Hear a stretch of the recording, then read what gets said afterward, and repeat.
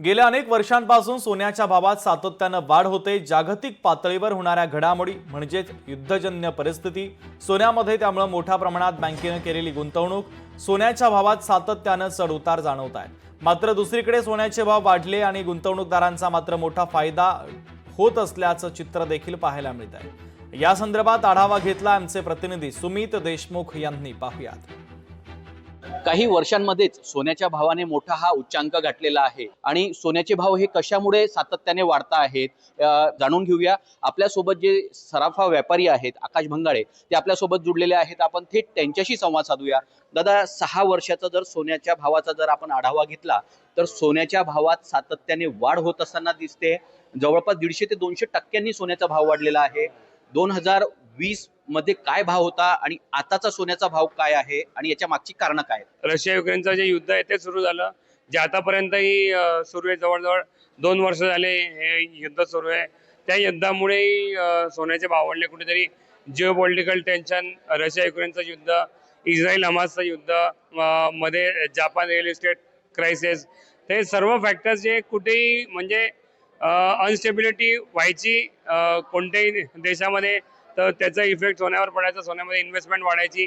जो की डोनाल्ड ट्रम्पचं जे इलेक्शन आहे, यूएस इलेक्शन, डोनाल्ड ट्रम्प निवडून आले, त्यांचे जे पॉलिसीज होते ते ॲग्रेसिव्ह पॉलिसीज होते।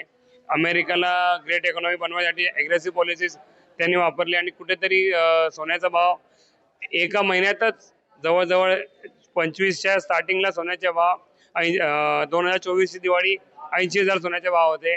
पण ट्रम्पच्या पॉलिसीजमुळे 3 महिन्यात सोन्याचे भाव जवळजवळ 80,000 ते 1 लाख पर्यंत पोहोचले। रशिया आणि चायना आणि यूएसचा जो ट्रेड वॉर होता त्याच्यामुळे सोन्याचे भाव एवढे 1 लाख पर्यंत पोहोचलेले होते। तर आगामी काळात सोन्याचे भाव वाढतील की कमी होतील हे पाहणं आता गरजेचं ठरणार आहे। सुमित देशमुख, लोकशाही मराठी, जळगाव। आज पाहिलं तर 2020 साली सोन्याचा भाव होता 40 ते 45 हजार रुपये, पण आता 2024-25च्या दरम्यान 1 लाखाचा पल्ला गाठलेला आहे सोन्याने। सोनं हे सगळे लोक घेऊ शकतील असं नाही, पण गरिबांनी काय करावं, कुठे जावं, आणि सोन्याचा पल्ला एवढा गाठलेला आहे तर सगळ्यांना जीएसटी वगैरे ह्या गोष्टी मला तरी वाटतं की शासनाने माफ कराव्या।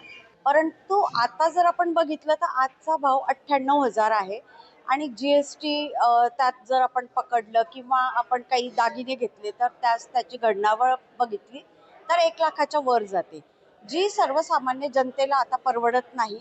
मला असं वाटतं की जो गुंतवणूकदार आहे त्याने आताही घेतलं तर त्याचा फायदा आहे, परंतु जे लोक आहेत ज्यांच्याकडे लग्न आहेत, पालक आहेत, त्यांच्यासाठी ते खूप महाग होतं। तर यात मार्ग म्हणून मला असं सांगता येईल की जर गव्हर्नमेंटने जीएसटी जर कमी केला तर त्याचा परिणाम त्याच्यावर होईल आणि लोकांना ते त्यांच्या काहीतरी प्रमाणात आवाक्यात येईल आणि त्यांना त्यांची खरेदी मुलीच्या लग्नासाठी, मुलाच्या लग्नासाठी म्हणून करता येईल। लोकशाही मराठी, ऐका, पहा, जागरूक रहा।